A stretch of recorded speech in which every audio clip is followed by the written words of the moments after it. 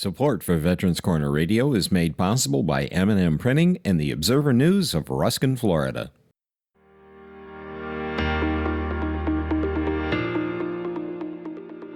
Hello and welcome to Veterans Corner Radio Podcast, information for and about veterans.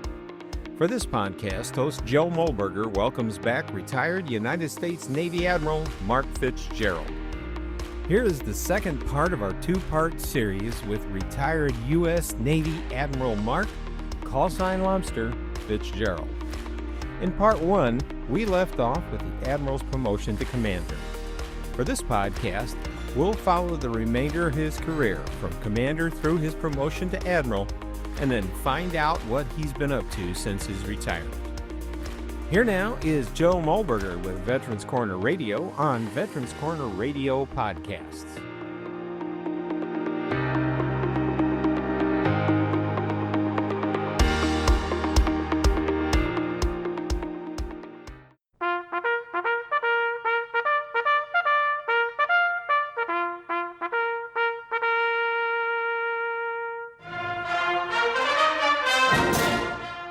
Welcome to Veterans Corner Radio, a show dedicated to providing information to all those who have served our country's military and to their families. Now, here is your host, combat veteran and educator, retired United States Air Force Lieutenant Colonel Joe Molberger. Ladies and gentlemen, welcome to today's continued episode, part two. I'm Joe Molberger, our host for Veterans Corner Radio, and we are speaking with retired United States Navy Admiral Mark callsign Lobster Fitzgerald. Sir, welcome back. Last we talked, you had just gotten done with Desert Storm, Desert Shield. You were at the rank of commander for other service branches. That's a lieutenant colonel. And the question asked was, tell us about your first engagement of combat as a naval aviator. But now we got to move on. You're back from Iraq. What happens next with you, sir? So we decommissioned our squadron, last day 7 squadrons in the Navy, and I get assigned to take over as the director of SPEAR, which is kind of the counter to Checkmate in the Air Force. And it's in the intelligence community, designed to give a peek behind the black door of what's going on in intelligence and get that information out in layman's terms to the aviators. So I spent about 13 months, maybe longer, up in Suitland, Maryland, and I'm selected for Air Wing Command. So now, instead of being in charge of a squadron, you're in charge of the entire air wing on the aircraft carrier. And I'm assigned CAG 14 on Carl Vinson. But as you go through the training track, because you have to get checked out in the new airplanes, the F-18 and the F-14, they typically gave you an assignment in the KOC as a deputy to an Air Force general to show you what's involved in running an air operations center. So I'm assigned to Ramstein, Germany for the Operation Provide Promise, to a 2-star Air Force general named Bear Chambers, one of the greatest guys in the world. So Provide Promise was set up to deliver pallets of MREs to Bosnia for the enclaves that were being attacked by the Bosnian Serbs. About 2 weeks into that, Srebrenica, which was one of the small enclaves, was being really pressurized. We could no longer drop the pallets. We were just stuffing MREs into the back of C-130s and opening up the gate and letting them flutter down, because if you drop the pallets, they come running out and they drop on top of people and kill them. And of course, about the second week, the tragedy happens in Srebrenica, and 6,000 civilians are killed. And NATO says we're standing up to deny flight.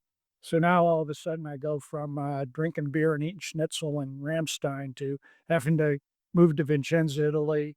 Bear and I fly down in a Gulfstream and get the KOC going down there, which was a challenge because the 5th ATAF headquarters was there with an Italian 3-star and a lot of retired on active duty colonels that were not really savvy to what a KOC really had to do. We had aircraft carrier, I'm trying to remember which aircraft carrier it was. I think it was Roosevelt. Admiral J. Johnson was the car group commander, and Mike Johnson was the CAG, and they came in and we got all our workings hashed out. The French had I don't think it was Charles de Gaulle at the time, maybe it was. Anyway, the French aircraft carrier was there, and we instituted the no-fly over Bosnia. That went on for a couple of months. We had some very interesting times there, but anyway, I got back to my air wing, got my training done, and we set sail on Carl Vinson for the Persian Gulf. And at that time, we're doing Southern Watch, so I'm leading a lot of the simulated strikes that you do weekly over Southern Watch.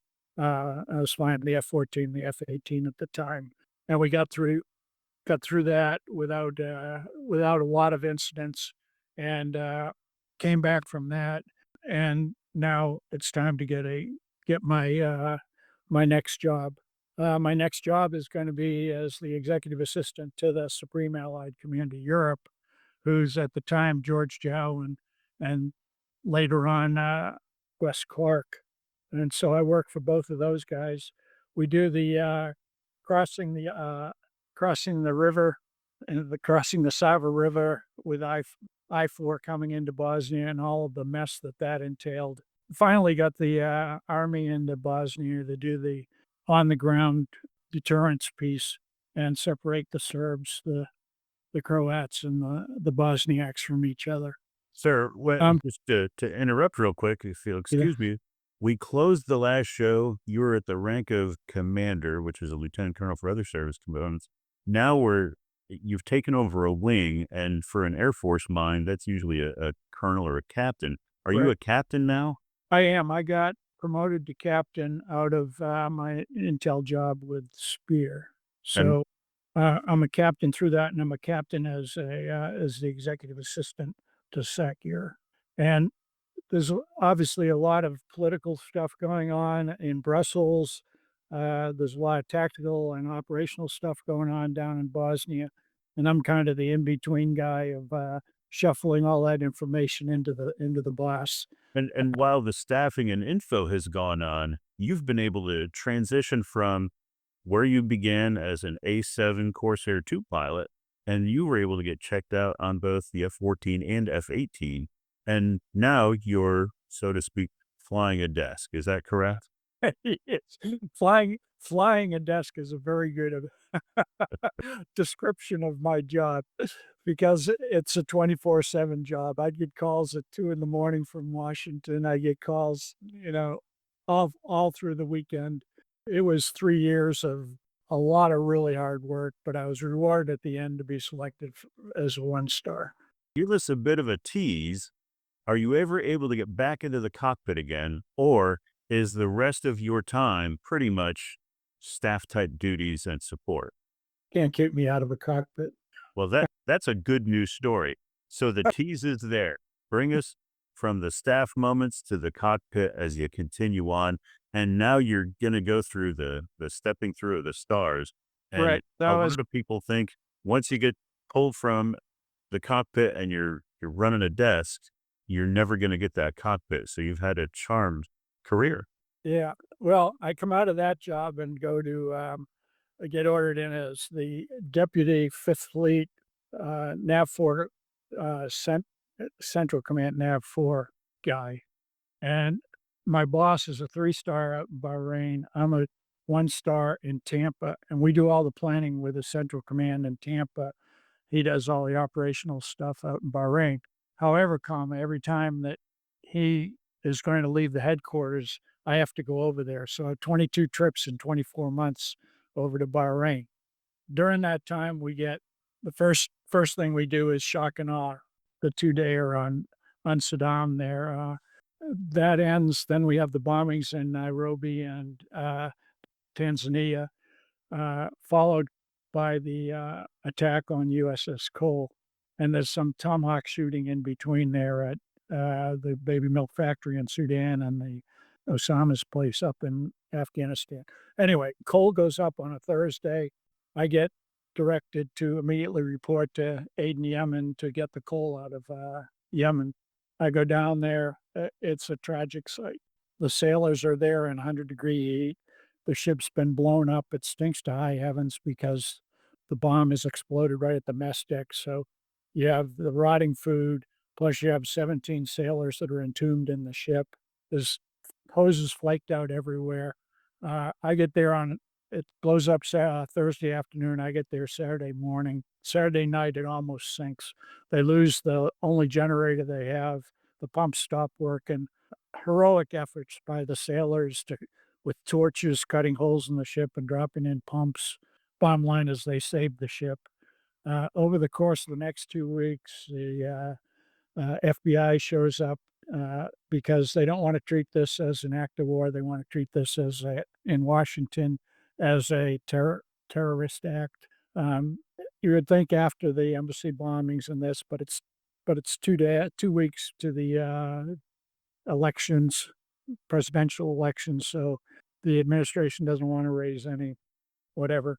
Bottom line is, we get 3 amphibious ships, a couple of cruisers, destroyers, and frigates, and we start shuttling the coal crew out to these ships so that they get some downtime.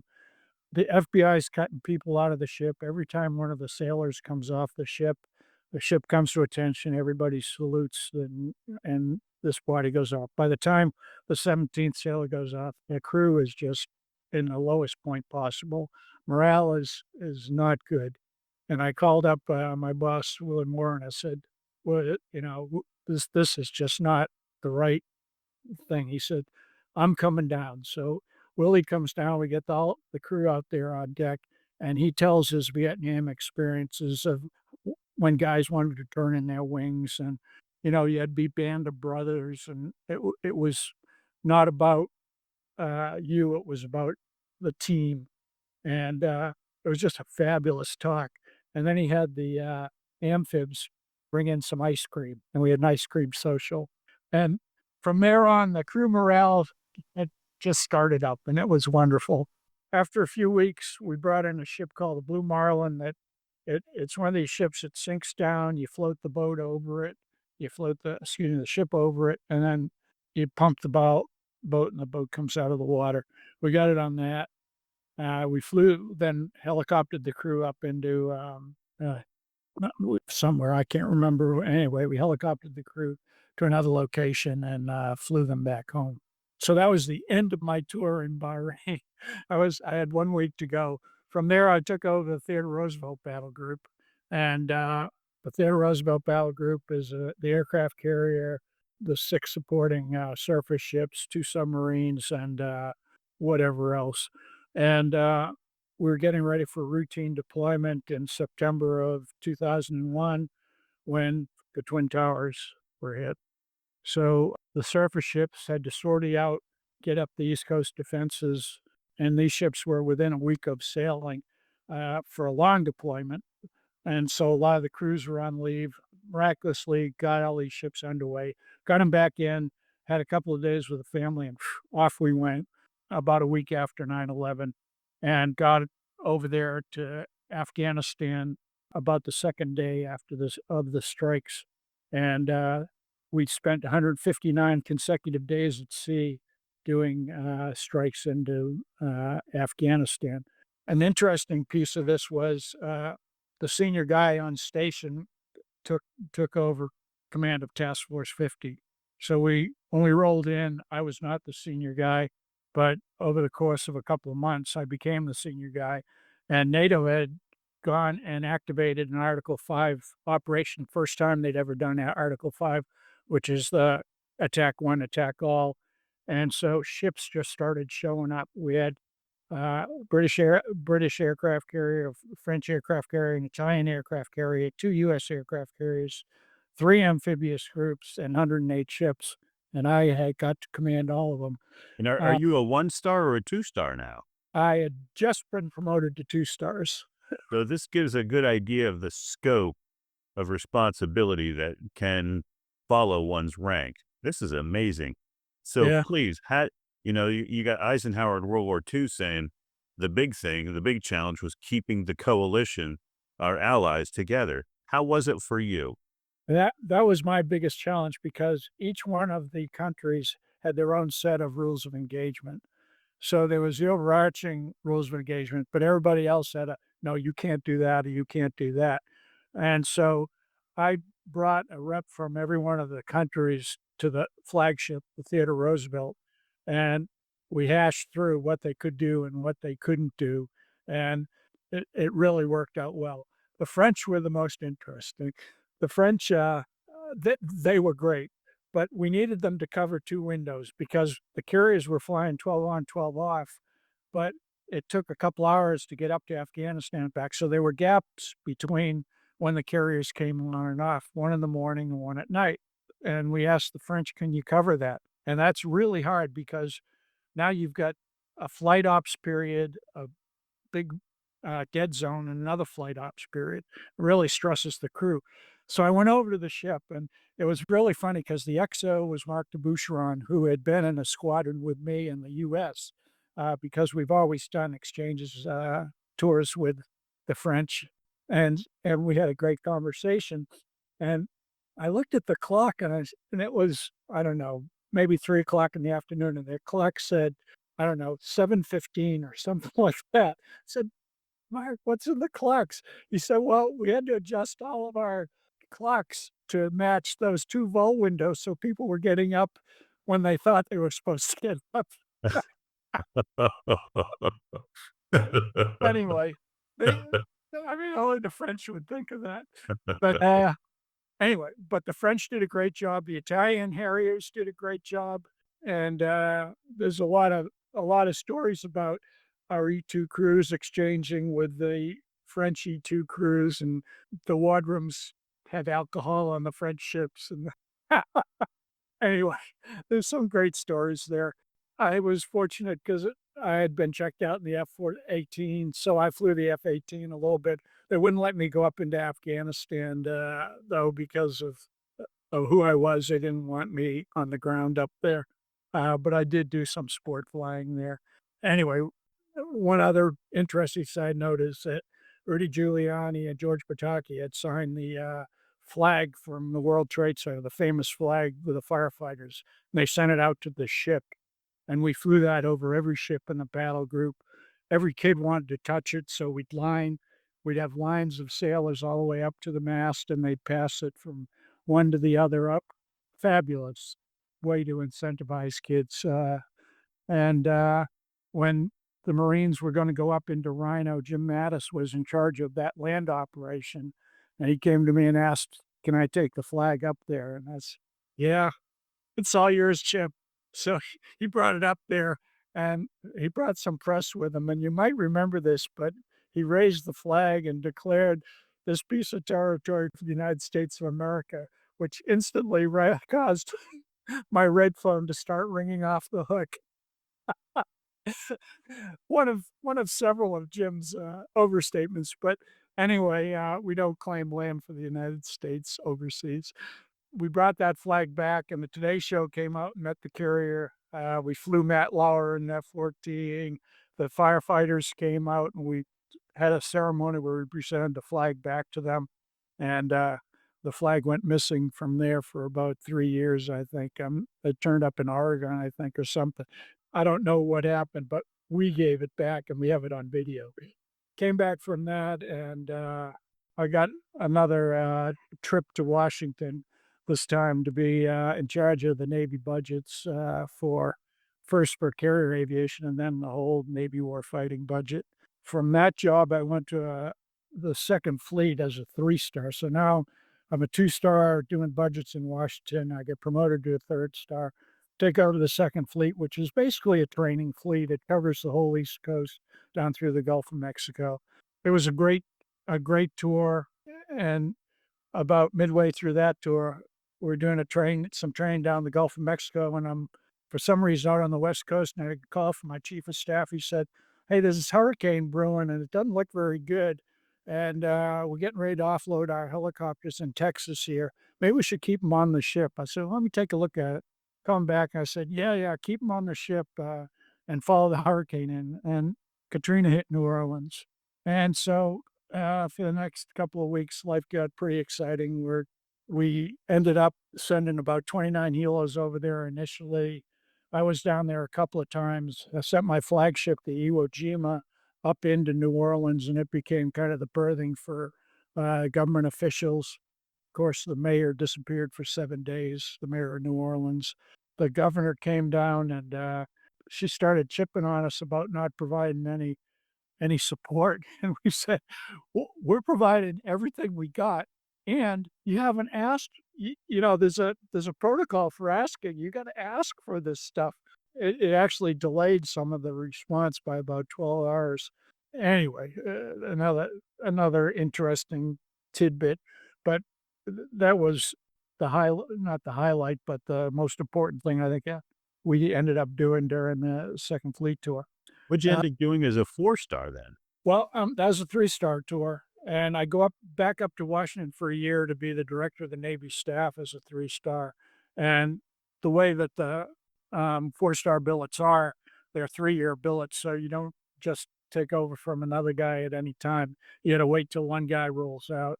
So it was kind of a holding pattern in D.C., and I'm assigned as the commander of Navy Europe and Navy Africa, and the most important part of that job is the commander of all the NATO forces in Europe. So Joint Force Command Naples at the time is commanding all of the forces in Europe, except for the ones that are in Afghanistan, and Joint Force Brenson has got all of those forces. So now I've got the NATO training mission in Iraq, which we've got a lot of Carbonari over there training their police forces. We're doing a lot of stuff, a lot of training stuff. So I'm spending some time in Baghdad. We've got the Somali piracy going on, so I've got a task force down there, NATO task force doing that. Fifth Fleet, of course, has got the coalition task force. I've got all of the missions in the Balkans, excuse me. So I've got Bosnia, Kosovo, the former Yugoslav Republic of Macedonia, which finally got solved to North Macedonia. There's 5 of those missions over there, and we're also gearing up for the Mediterranean mission, where we're trying to stop the flow of refugees from Africa to Europe. So anyway, that's on the NATO side, and of course on the U.S. side, we're trying to train up the Africans on how to do maritime security, because the Chinese are poaching all their fishing grounds. The oil that's coming out of the Gulf of Guinea, which is almost solely going to the United States, is being pirated by the Nigerians, pirates down there. Anyway, so So I- when did you retire? so 2010, I finally said, enough is enough. What have you been doing in your time since retirement? When I got out, a lot of the defense companies asked me to help them in their strategies and the products they were developing. So I did that. I was chairman of the board of the Naval Aviation Museum in Pensacola for several years. I'm still a chairman of the board of the Association of Naval Aviation. I was on the governors of Florida's task force, Defense Support Task Force, where we try to make sure that the installations in the state of Florida are protected and families are helped by the state. We had a lot of successes there with getting the spouses licensing and credentialing. So if a spouse was, say, licensed in Virginia for nursing or something like that, they could bring that credentialing down to Florida. I think we did some really great work on that. We bought a lot of the buffer land around the installations that are state protected now, so you can't build and develop on them. So anyway, I've had my finger in a few things. Ladies and gentlemen, today and in our previous show, we have been speaking with United States Navy retired Admiral Mark Callsign Lobster Fitzgerald, combat veteran and somebody that's continuing to carry the legacy of our DoD, our military, our War, our Department of War now, to the next generation. And sir, thank you very much for your time today and for last week's show. And thank you so much for all that you continue to do for the United States of America. Thanks, Joe. It's been an honor. You've been listening to Veterans Corner Radio with your host, retired United States Air Force Lieutenant Colonel Joe Mulberger. The views expressed on this program are those of Joe and his guests and are opinions based on the best available information. In matters of law or governmental regulation, it will always be best to check with the appropriate agency. Thanks for listening, and we hope you'll join us for the next program on Veterans Corner Radio. Here's a quick final thought. If you're enjoying these podcasts, why not take a minute to subscribe or mark Veterans Corner Radio as a favorite? It's easy, and you'll be set to be among the first to find out when new podcasts are published. And thanks again for listening to Veterans Corner Radio.